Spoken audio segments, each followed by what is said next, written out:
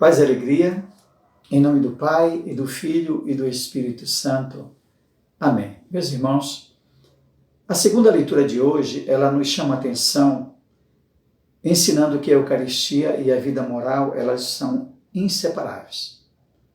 São Justino aqui, ele ensina-nos que a ninguém é permitido participar da Eucaristia, a não ser aquele que, admitindo como verdadeiros os nossos ensinamentos e tendo sido purificados pelo batismo para a remissão dos pecados e a regeneração, leve uma vida como Cristo ensinou.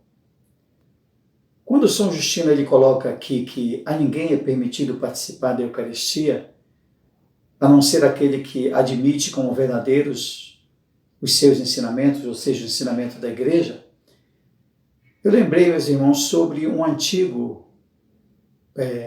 antiga publicação, ou melhor dizendo, um antigo artigo, afirmando que apenas 1/3 dos católicos dos Estados Unidos creem que a Eucaristia é verdadeiramente o corpo, sangue, alma e divindade de Jesus. E eu me lembro muito bem que, segundo esse artigo, quase 70% dos católicos creem que a Eucaristia é apenas um símbolo da paixão de Cristo e não o seu verdadeiro corpo. Lamentavelmente, a cruz e a Eucaristia, elas foram e continuam sendo uma pedra de tropeço para os que não creem. Isso é angustiante. Mas Jesus exige fé até o fim de nossa vida, não é isso? Foi isso que ele falou de nós, que nós devemos perseverar até o final.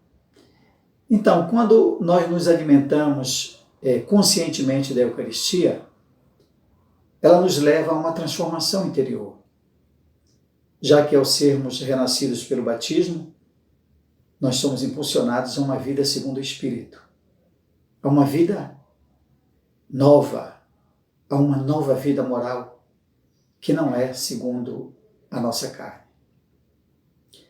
É importante nós termos consciência, meus irmãos, do empenho moral diante da comunhão eucarística.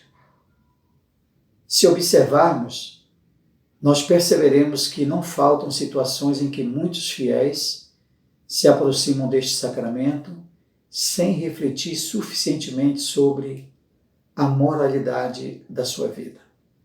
Por exemplo, quando casais de segunda união que contraíram uma nova união são admitidos à comunhão eucarística. Há também quem recebe a comunhão mesmo negando os ensinamentos e a doutrina da Igreja ou apoiando até publicamente opções imorais como, por exemplo, o aborto, o casamento de homossexuais e etc. Apoiando tudo isso sem pensar que eles estão cometendo um pecado grave. Existem católicos que não compreendem por que é pecado grave apoiar, por exemplo, politicamente um candidato que é favorável à prática do aborto ou a outros atos graves contra a vida, contra a paz e contra a justiça. Do cristão que se comporta assim, nós só podemos deduzir que o sentido de pertença à Igreja está em crise para essa pessoa e que não tem a clara distinção do que é pecado venial e pecado mortal. Como eu disse, a vida moral do cristão católico tem uma ligação com a Eucaristia, como nos ensina essa leitura de hoje de São Justino. E também me faz lembrar que São Paulo, ele falando sobre a gravidade de quem comunga sem estar em condições para isso. Ele diz que cada um deve examinar-se e então comer desse pão e beber desse cálice.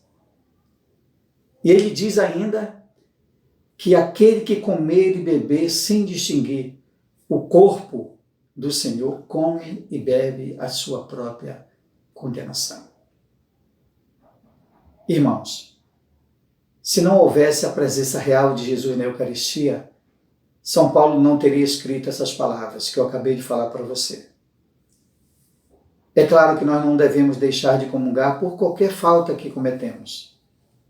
Mas quando o pecado é grave, quando o pecado é mortal, é indispensável se confessar.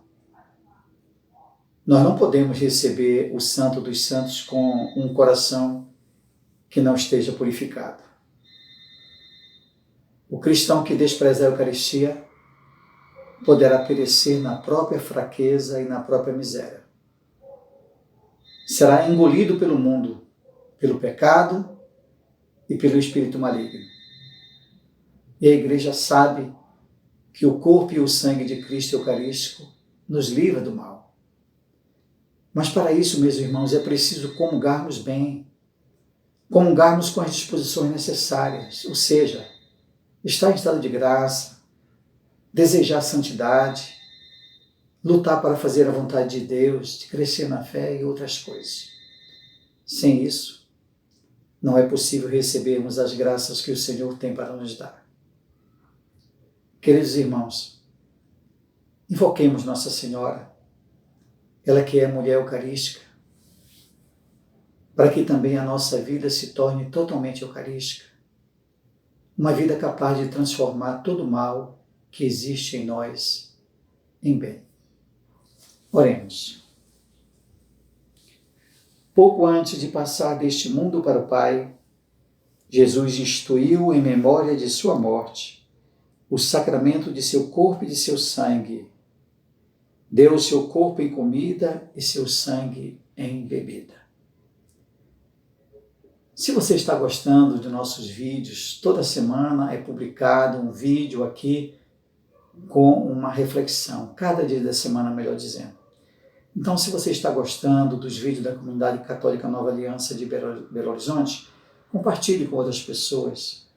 E também que você possa se inscrever em nosso canal do YouTube e dar o seu like e também ativar o sininho para receber as nossas notificações.